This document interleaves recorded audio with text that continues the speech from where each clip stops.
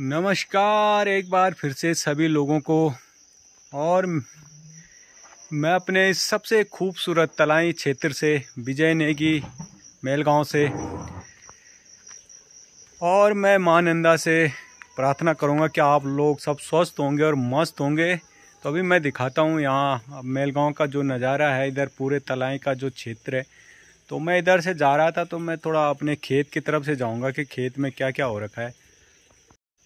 आजकल गांव में चारों तरफ बेल फैली हुई हैं, लेकिन किसी भी प्रकार का इन बेलों पे साग सब्जी नहीं लग रही है।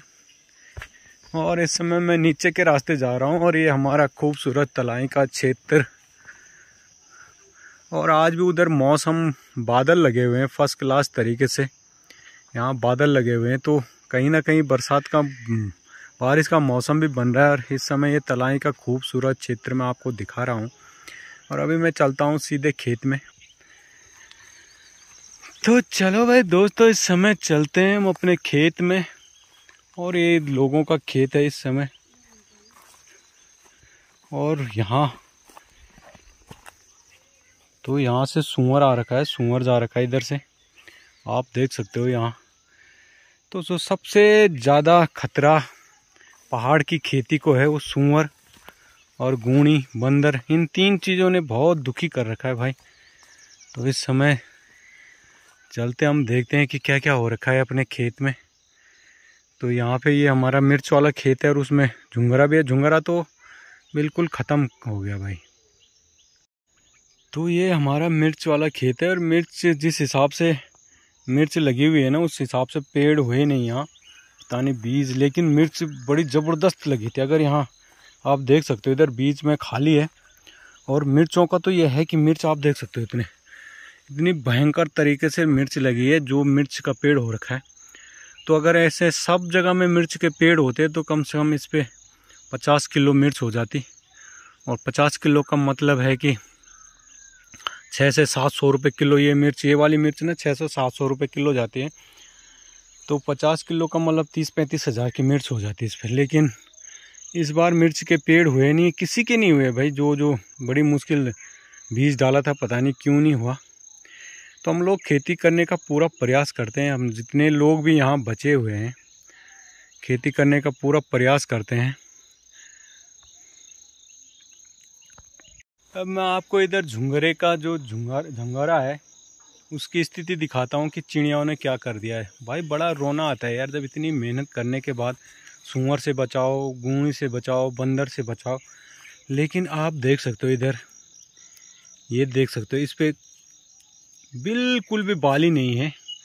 तो इस तरह से जो पहाड़ों में हम लोग खेती करते हैं, और हमने इस पे पूर्णतः से बहुत मेहनत की थी। इसमें गोबर से लेकर हर चीज़, सुबह सुबह आप देख सकते हो कि कितना बड़ा बड़ा हो रखा है। लेकिन इस पे जो दाने हैं ना, दाने बिल्कुल नहीं है, क्योंकि चिड़िया पूरी तरह से चिड़िया सपाचट कर गई। जो छोटी छोटी चिड़ियाएँ थी, उन्होंने इसको पूरा सपाचट कर दिया है पूरे खेत को। तो खेती करने का मन तो होता है, लेकिन क्या होता है ना, ये खेत हमारा उधर है, ये क्या है, एक जगह में अगर 5-7 खेत हो तो आदमी खेती करने का मन भी होता है। उसको चारों तरफ से हम बंद भी कर सकते हैं।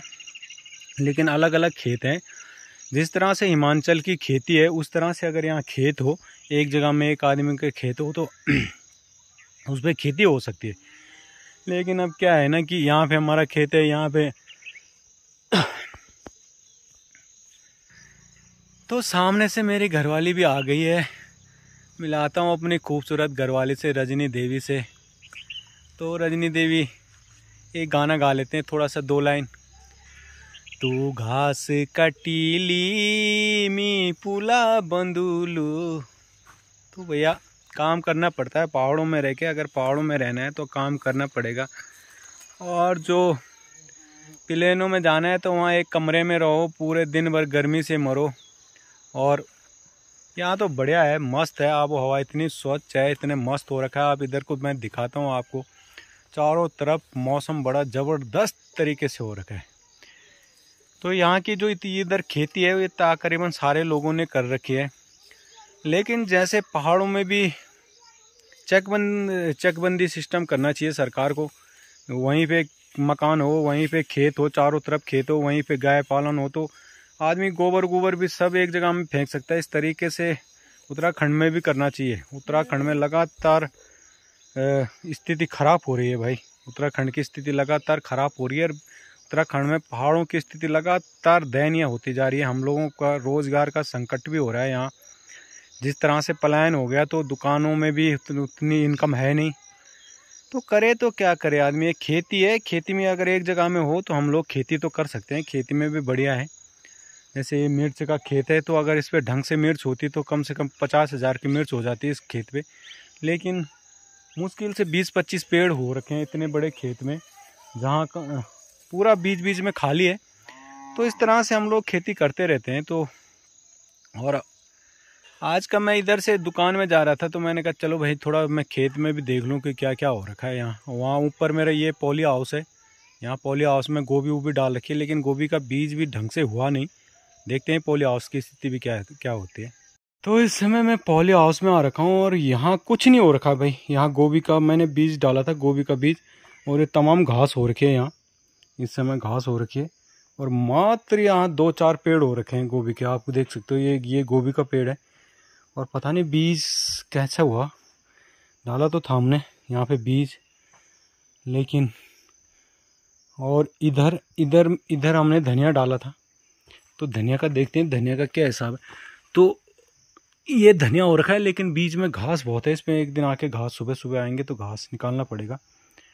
तो पॉली हाउस में भी कुछ नहीं हो रखा है यहाँ।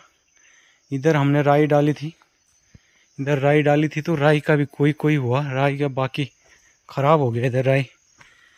ये हमने राई डाली थी इधर कि ताकि राई खा लें, 1-2 महीने राई खा लें जब तक इस पर कुछ। तो अब इस पर अब मेरा आलू लगाने का विचार है। यहाँ आलू लगाएंगे इसके अंदर, मस्त करके बढ़िया करके आलू लगाएंगे।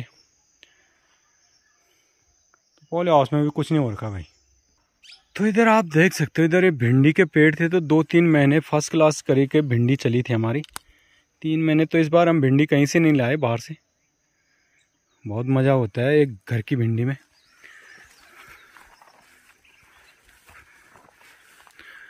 और इधर हमने लौकी की बेल, कद्दू की बेल, तो आप ऊपर देख सकते हो लौकी लग रही है इसमें ऊपर। इधर मज़ेदार हो रखा है भाई।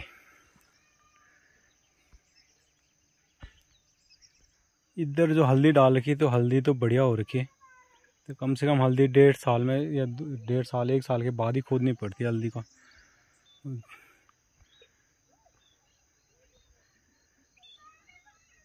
तो इस बार तो बेल बड़ी झन्नाटेदार लगी। आप देख सकते हो इधर चारों तरफ बेल है, लेकिन अभी तक इन पे फल नहीं लग रहे हैं भाई। पता नहीं क्या हुआ इस बार, तो फल बिल्कुल नहीं लग रहे हैं इस पे।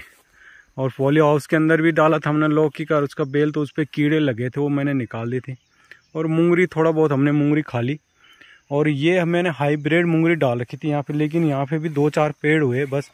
आप मूंगरी का देख सकते हो इधर कि एक मूंगरी पे, तो ये हाइब्रिड मूंगरी थी, अच्छी वैरायटी का था, लेकिन ये 2-4 ही पेड़ हुए मूंगरी के, आप देख सकते हो इधर। तो मेहनत तो हम लोग पूरी करते हैं भाई, लेकिन कभी कुछ होता नहीं यहाँ। ऐसे करके देखते हैं क्यों नहीं हुआ भाई, अब ये तो ऊपर वाला ही जानता है। चलिए वे दोस्तों, तो इस समय रात का नज़ारा हो रखा है बड़ा मस्त। और ये है हमारा खूबसूरत तलाई का क्षेत्र। तो आप लोग देख सकते हो कि इस समय कितना खूबसूरत मौसम हो रखा है हमारा इधर तलाई का।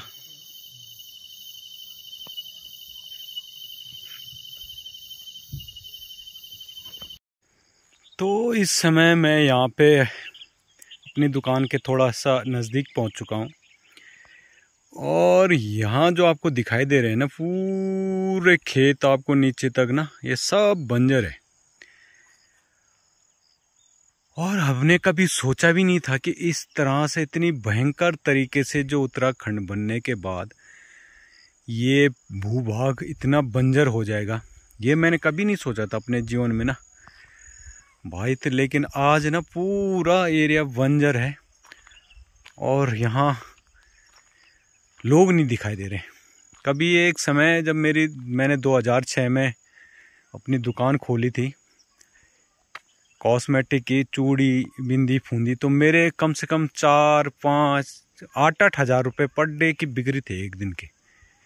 तो आज इस हिसाब से लग रहा है, तो उस हिसाब से तो बहुत मुश्किल हो गया भाई पहाड़ों में सर्वाइवल करना, पहाड़ों में रहना। और निरंतर यहाँ आप देख सकते हो, कभी यहाँ बिल्कुल जो खेत थे वो बिल्कुल साफ थे और खेतों के अंदर कुछ नहीं था, लेकिन देखते ही देखते जंगल हो गया। और भाई अब तो क्या हो रहा है, कभी गूणी कभी बंदर, और अब बाघ ने भी ऐसा परेशान कर रखा है लोगों को। अब बताओ, एक बच्चा आदमी का और एक बच्चे को बाघ मार दे रहा है, तो कूड़ी पुंगड़ी तो बंजी हो जा रही है भाई। कूड़ी पुंगड़ अगर एक ही लौट चल रहे थे, बाघ मार देने तो कूड़ी पुंगड़ बन जेते, उन्हें बड़े भी हम लोग परेशान होना चाहिए। जब तक भी आप देखे उन्होंने पूरू एक 2-4 पुंगड़ा चल रही बस, बाकी पूरा जितना एरिया दिखाई दे रहा आपको सब बंजर जग। तो मैंने कभी सोचा नहीं था भाई कि ये स्थिति आने वाली है पहाड़ की। तो भाई ऐसे ऐसे काम हो रहे हैं पहाड़ों में। तो चलो भाई, ऐसे ही दिखाते रहेंगे आपको। और आज का ब्लॉग मैं अपना यहीं पे समाप्त करता हूँ। आप लोग बताना कि जो मैं यहाँ प्रकृति के बारे में, जो यहाँ निरंतर पलायन के बारे में बताता हूँ, तो आप लोगों को ब्लॉग कैसे लगते हैं। और अगले ब्लॉग तक के लिए आप सबको नमस्कार, जय श्री राम।